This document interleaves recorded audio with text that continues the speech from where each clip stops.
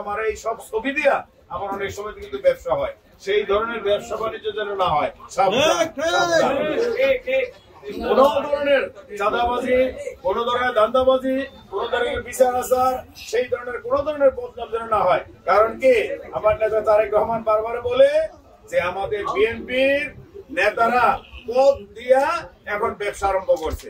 আমার অনেকটা আপনারা নিজেরাও দেখতেছেন, আমাদের যে শত্রুরা রয়েছে তারা কিন্তু বদনাম করে একজন আর দোষ দেয় বিএনপি। আর এর জন্য আমাদের সবার সাবধান থাকতে হবে যে কোন ধরনের সুযোগ যেন না পায়। একজনে আরেকজনের যে দোষারোপ করি তাহলে দোষটা হবে কার? উপর দিকে সেপটা ফালাইলে কার উপর পড়ে? আজকে যে কথা হইলো আমাদেরকে কিন্তু আমরা নিজেরাই গালি দিতেছি, এটা যেন না করি। আমরা সবাই নেতা, সবাই দলের জন্য কাজ করব। আজকে এই ওয়ার্ডের একটা ক্লাব উদ্বোধন হওয়া মানে কি বিএনপির একটা শক্তিশালী ঘাঁটি হওয়া, এটা তো আমাদের জন্য, এটা কারো পৈতৃক সম্পত্তি না। তাই আমি মনে করব সবাই আমরা বিএনপি কে ভালোবাসি, কাঁধে কাঁধ মিলিয়ে কাজ করব। যে ওয়ার্ডে ক্লাব উদ্বোধন হবো সেই ওয়ার্ডে আমরা কাজ করবো ইনশাল্লাহ। শুধু ভাগ্যগুলো জানেন না, রাড়িগালে হোক, হইতে পারে বাগড়া হইতে পারে, যেখানে হোক, সবাই আমরা বিএনপির যদি দোষ ত্রুটি থাকেও যে কাজ করে তারই বদনাম হয়, যে কাজ করে না তার কোনো বদনাম হয় না। তাহলে সেটা আমরা নিজেরা আলোচনার মাধ্যমে সমাধান করব, কিন্তু রাস্তাঘাটে আমরা নিজেদের কাদা ছোটাছুটি করবো না।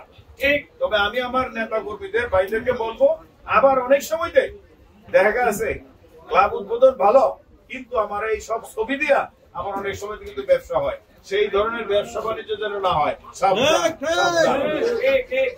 কোন ধরনের চাঁদাবাজি, কোন ধরনের ধান্দাবাজি, কোন ধরনের বিচার আচার, সেই ধরনের কোন ধরনের বদনাম যেন না হয়। কারণ কি আমার নেতা তারেক রহমান বারবার বলে যে আমাদের বিএনপির নেতারা পদ দিয়া এখন ব্যবসা আরম্ভ করছে।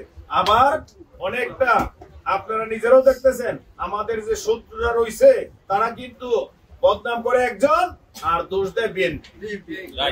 আর এর জন্য আমাদের সবার সাবধান থাকতে হবে যে কোন ধরনের সুযোগ যেন না পায়। সেইখানে সবাই যদি আমরা সজাগ থাকি, সবাই যদি কাঁধে কাঁধ মিলিয়ে কাজ করি, ইনশাল্লাহ আমরা তো ভালোর জন্য কাজ করব, আমরা দেশের জন্য কাজ করব, আমরা জনগণের জন্য কাজ করব, তাহলে ইনশাল্লাহ আমাদের কোনো বদনাম হবে না। সবাইকে আমি আবারও ধন্যবাদ জানিয়ে সবাই বলবো আবারও বাইকগোলের মাটি আমরা যেন সবাই মিলা থাকি, এর আর বেশি কিছু নাই। সবাই সুস্থ থাকেন, ভালো থাকেন, আল্লাহ হাফেজ।